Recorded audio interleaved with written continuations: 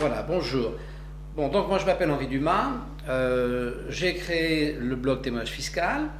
On ne se connaît pas parce que j'ai toujours écrit jusqu'à présent. Et Emmanuel Bolling est venu me rejoindre il y a déjà quelques mois et a permis le fait que ce blog soit ouvert, pour l'instant à 2 plumes, on espère à davantage. Et l'idée est de se dire qu'en fait, on pourrait pas simplement écrire, qu'on est quand même dans le siècle de la vidéo, et on pourrait faire des petites vidéos. Alors, on a décidé de faire comme ça une petite vidéo, à un rythme, on verra, selon ce qu'on a à dire ou ce qu'on peut avoir envie de dire. Alors, cette vidéo, elle est enregistrée. Comme on n'est pas des grands spécialistes et qu'on ne sait pas faire très bien les montages, bien que Emmanuel a été monteur, mais enfin il y a combien, il y a 70 ans. Il a été monteur de films, mais à l'époque on les collait avec du scotch d'abord. Donc on n'est pas très doué. Donc tel que vous allez le voir, c'est comme ça qu'on l'a enregistré, sans coupure, sans rien. Donc vous pardonnerez s'il y a quelques petits incidents. Alors de quoi on va parler aujourd'hui? Aujourd'hui, on va parler un petit peu... Enfin, moi, je voudrais qu'on parle aujourd'hui de qu'est-ce que c'est le fisc, qu'est-ce que ça représente le fisc. Non, mais attendez, vous vous êtes présenté, c'est bien. Ah oui, ben il faut... Non, peu importe. Désolé. Non, Emmanuel, ce que je voudrais... à vous. Non, ce qu'il faudrait quand même que vous expliquiez un petit peu, c'est quel est votre score. C'est pourquoi vous en êtes arrivé ici, pourquoi vous êtes arrivé à vous élever contre, en fin de compte, c'est ça, à vous élever contre le fisc. Oui. Qu'est-ce qui vous a amené là? Alors, ça, je pense, les gens qui nous regardent ont déjà évidemment lu le blog. Alors, moi, je ne suis pas trop favorable à leur redire tout ce qu'il y a déjà écrit et qu'ils ont pris la peine de lire, parce qu'ils savent un petit peu presque tout de nous. Hein, on a tout mis dans notre blog. Alors, je pense qu'il faut, je crois qu'il faut qu'on attaque tout de suite des sujets un peu plus importants. Alors, effectivement, il faut d'abord que vous présentiez Emmanuel, puisque moi j'ai dit un petit peu qui j'étais. Mais je ne pense pas qu'on va se mettre à raconter nos déboires fiscaux. Non, mais d'une façon courte, dire quel est votre score, combien de contrôles fiscaux vous avez eu, et ça fait combien de temps que vous êtes en procédures diverses et variées avec le fisc. Oui, pour moi ça fait toute ma vie, hein, déjà. Mais de toute façon, tous ceux qui sont des travailleurs indépendants sont toute leur vie accrochés avec le fisc, qu'ils le sachent ou qu'ils ne le sachent pas. Parce que si vous voulez, vous installez à votre compte, et puis aussitôt, le fisc, vous allez au registre du commerce, vous déclarez, et pof, le fisc ouvre un dossier. Donc ça y est, vous êtes encarté, vous êtes dans le système, même s'il ne vient pas vous voir. Il vous surveille. D'ailleurs, il vous oblige à remplir plein de papiers, etc. C'est tout à fait clair, tout le monde, il n'y a pas d'ambiguïté. Non mais d'accord, mais combien de contrôles fiscaux vous avez eu dans votre vie? Moi, je pense que j'en ai eu une quinzaine, mais j'en ai eu tout de suite. Enfin, ça a commencé très rapidement. Moi, j'avais un métier exposé. Donc 15 contrôles fiscaux, je pense que vous devez avoir la médaille d'or ou la médaille de bronze, tout au moins, des contrôles fiscaux, du nombre de contrôles fiscaux. Non. Non, pour un citoyen lambda. Non, ça dépend des activités. Parce que j'ai eu beaucoup de contrôles fiscaux parce que j'avais plusieurs sociétés. Parce qu'en tant que promoteur, on travaille avec plusieurs sociétés. Il y a une société par programme, si vous voulez. La promotion, ça fonctionne comme ça. Donc, étant donné qu'il y a une société par programme, mais il y a des promoteurs qui, moi, je n'étais pas un gros promoteur, des promoteurs qui ont 500 programmes. Donc, ils ont 500 contrôles. Donc, si vous voulez. Je crois que le problème, c'est... Moi, je pense que le contrôle n'est qu'un instant de cette surveillance constante, et c'est de ça qu'on va essayer de parler. Alors, commençons d'abord, présentez-vous. Alors, moi, je m'appelle Emmanuel Bolling. J'ai eu une vie très mouvementée, et disons que mes déboires fiscaux sont arrivés lorsque j'ai créé avec quelques amis une discothèque parisienne qui a eu son heure de gloire il y a quelques années, qui s'appelait La Locomotive à Paris. Bon. Et donc là, je ne sais pas pourquoi, j'ai eu un contrôle fiscal très meurtrier, et qui a fait que je traîne une procédure depuis 18 ans avec divers procès donc, que j'ai gagnés, qui n'ont servi à rien d'ailleurs, que j'ai gagnés, et d'autres qui sont devant l'administration, les tribunaux administratifs, et donc là je prends plein pot. Hein. Donc voilà, ça fait 18 ans que je me bats, et j'ai donc été ruiné. Voilà, alors, voilà, c'est tout. Donc où le schéma est tout à fait semblable, c'est que nous sommes donc deux travailleurs indépendants avec des entreprises et nous avons été donc ruinés tous les deux, puisque moi c'est pareil, j'ai donc été complètement laminé et à un âge un peu avancé, puisque nous ne sommes pas tout jeunes, et donc à un moment où ça nous touche de plein fouet et où après toute une vie de travail, où on pourrait espérer avoir une retraite comme tout le monde, au lieu d'avoir une retraite, c'est le dénuement. Bon, alors, quand on arrive à ça, il y a donc deux solutions. La première solution, c'est de... Enfin, il y a plusieurs solutions. Il y a une solution de désespérer, de se suicider, de faire sauter la maison, il y a tout un tas de solutions. Et puis, il y en a une qui est quand même intéressante, c'est de se dire, mais comment ça se fait et qu'est-ce qui se passe dans cette société ? Pourquoi ça fait ça? Et d'essayer d'en parler, et d'en parler avec le plus grand nombre de gens possible. Et donc, aujourd'hui, Internet permet ça. Donc, moi j'avais décidé il y a 3 ans de témoigner, et donc aujourd'hui Emmanuel me rejoint, et j'espère qu'on sera nombreux. Alors moi, ce que je voudrais qu'on parle, parce qu'il faut qu'on explique aux gens qui nous regardent que de temps en temps, moi j'ai le regard à l'extérieur, parce que là, en face de moi, il y a une grande vitre, et puis de l'autre côté, je vois la rue, des canaux, etc. Alors de temps en temps, ne m'en voulez pas si je suis pas toujours, si j'ai un regard qui a l'air de regarder ailleurs, mais c'est qu'effectivement, il regarde ailleurs. Alors, donc, on va revenir à pourquoi, au bout d'un moment, si vous voulez, de réflexion, on se dit, mais quand même, c'est quand même complètement oppressant, qu'est-ce qui se passe? Alors, c'est ça que moi je voudrais qu'on parle ce matin, Emmanuel, parce que j'ai réfléchi à ça. Et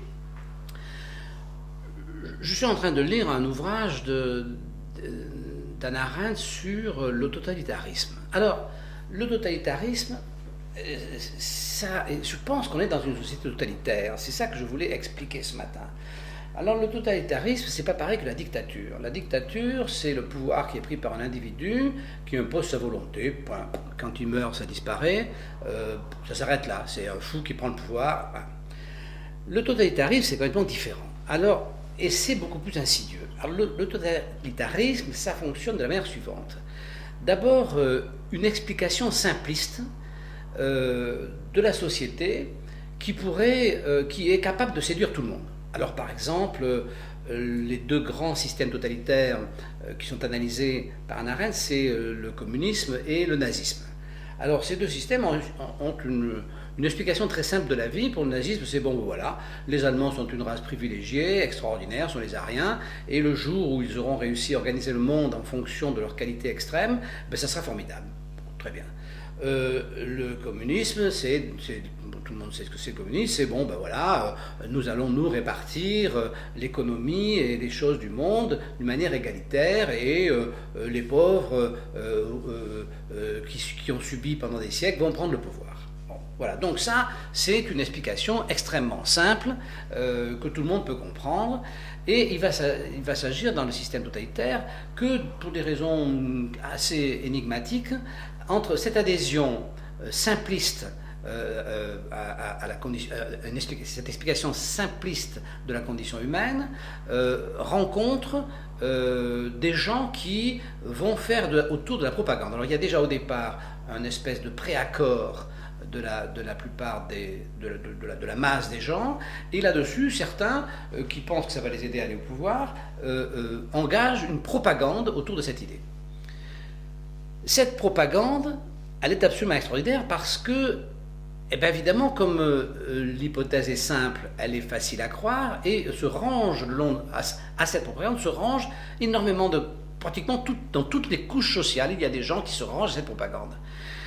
Il va suffire après de sélectionner ces gens qui sont rangés à cette propagande et de les mettre dans l'action, de telle sorte que l'action précède la réflexion et que la propagande devienne finalement quasiment la vérité. Et ce qu'il y a d'extraordinaire dans le totalitarisme, c'est qu'en fait, il n'y a pas besoin de chef. C'est-à-dire que, par exemple, effectivement, le communisme a très bien pu se passer de Staline. D'abord, il a eu Staline, il a eu Lénine, il a eu d'autres, il est resté en place. Le chef n'est pas apparent comme celui qui donne l'ordre. Il est celui qui est le garant de la philosophie, de la propagande. Il est le garant de la propagande, mais il est un garant inaccessible et secret, comme l'était Hitler. Alors, moi, quand je réfléchis à ce qu'on a vécu, je me dis, mais oui, on est dans un système fiscal totalitaire. Oui, il y a une propagande sur une idée extrêmement simple. L'idée simple, c'est de dire, voilà, Il n'y a pas de raison qu'il y ait des gens plus riches que d'autres. Tout le monde doit avoir tout. C'est possible. L'élément complémentaire du totalitarisme, c'est qu'il faut un ennemi extérieur commun. Il faut un ennemi sur lequel les gens puissent asseoir leur propagande. Donc, pour les nazis, c'était les juifs, et pour les bolcheviks, c'était le capital. Pour le fisc, c'est la richesse, ce qui n'est pas la même chose que le capital, hein, c'est la richesse. Donc l'ennemi, c'est la richesse. Donc on a une philosophie simple, c'est-à-dire tout le monde peut avoir tout. Une propagande constante qui est développée par des gens qui sont même peut-être de bonne foi. Un ennemi commun, le riche. À partir de là, se met en route un système oppressif, comme tous les systèmes totalitaires, dans lesquels on a été, nous deux, des victimes. Alors, je pense qu'aujourd'hui, qu'est-ce qu'on propose ? On propose la dissidence. C'est-à-dire qu'on va vous proposer de résister à ce totalitarisme, de résister avec les difficultés que ça va nous poser, et de dire, voilà, nous sommes dissidents. Alors voilà, là, solennellement, je crois qu'on peut dire, nous sommes dissidents. Alors on est deux. C'est pas beaucoup, hein. Ça ne va pas faire trembler personne. Enfin, Gandhi était tout seul. Oui. Faut pas.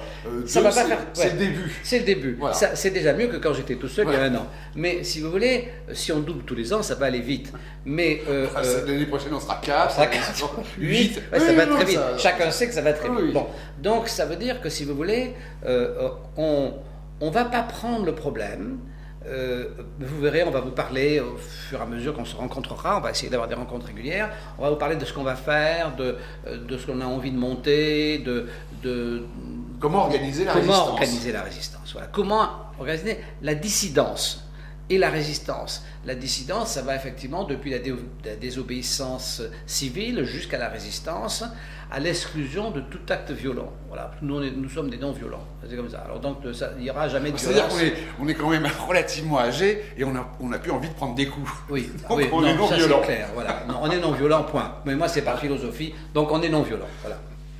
Alors, donc voilà ce qu'on va essayer de vous dire au fur et à mesure du temps qui va passer. Et alors, on va évidemment continuer à écrire des billets plus ou moins intéressants, mais ça, il ne faut pas nous en vouloir. Quand ils sont bien, on est content que vous les lisiez. Quand ils ne sont pas bien, on est content aussi que vous les lisiez. C'est vous qui êtes un peu moins content, mais bon, hein, on fait ce qu'on peut. Hein. Bon. Donc, alors, Emmanuel, qu'est-ce que vous en pensez? Parce qu'on ne prépare pas ce qu'on vous dit là. Hein. Donc, ça veut dire qu'on n'en a même pas parlé avant tous les deux. Non, je viens d'arriver et oui. Paf. Alors, qu'est-ce que vous en pensez? De quoi? De tout ça. Est-ce que vous êtes d'accord sur ce sujet? Moi, je suis totalement d'accord sur tout ce que vous avez dit. Bon. Donc, ça a toujours été comme ça, alors. Donc, notre pack de dissidence est solide. Ah ben complètement. De toute façon, on n'a pas le choix. Non. On est ruiné. Il nous reste juste les yeux pour pleurer. Enfin, toute petite partie, on va nous la prendre dans pas longtemps. Donc, de toute façon, on n'a pas le choix. Voilà. Mais on pourrait finalement, je dirais comment, se retirer non, parce que, dans un bois. Quoi. Non. Voilà. À partir du moment où on a combattu toute sa vie pour arriver à quelque chose, pour construire quelque chose, on combat toujours jusqu'à son dernier souffle. Je veux dire, moi, ça ne me dérange pas de combattre le fisc. Je veux dire, je ne vais pas me laisser laminer, plumer, sans rien dire. Bon, alors, on n'arrivera peut-être pas à grand-chose, mais il faut résister. Voilà, moi je pense effectivement exactement pareil. Donc, si parmi vous, certains ont la même pensée, qu'ils nous rejoignent, c'est très important, qu'ils rejoignent notre association, qui pour l'instant est encore sous la forme du dépôt en préfecture. On espère bien qu'elle sera donc acceptée et que donc dans très peu de temps elle va vivre, nous rejoindre. Et puis ensuite, nous essaierons évidemment d'agrandir les débats, d'avoir des actions. On ne va pas être que dans le contemplatif ou dans la réflexion. On va essayer d'être dans l'action. De toute façon, ça dépend. Vous faites des actions qui est la fameuse action de votre rendez-vous du deuxième jeudi du mois devant Bercy. Ah oui, c'est vrai que le deuxième jeudi du mois, De tous les mois, tous les mois, le deuxième jeudi, on va devant Bercy à 18h, on va se recueillir. De 18h à 19h. De 18h à 19h, on va se recueillir là, puisque c'est là que nos pauvres économies ont disparu. Alors on a une pensée émue. Moi, j'ai une pensée très émue, même, je vous le dis franchement. Hein. Et donc, on a une pensée émue là-bas à Bercy, et on voit passer tous ces gens qui s'en foutent complètement. Hein. Mais bon, voilà, il ne faut pas dire les choses comme elles sont. Voilà. Donc, si vous êtes d'accord, on vous reverra. Vous voyez, là, je pense qu'on va se voir un petit quart d'heure, comme ça, c'est peut-être des fois on aura davantage de choses à dire. Hein. Et donc, on va essayer de faire ça au moins tous les 15 jours, oui. Voilà, au début. Hein, voilà. Bon, on vous dit donc au revoir, et puis donc, à bientôt. À bientôt. Allez, au revoir.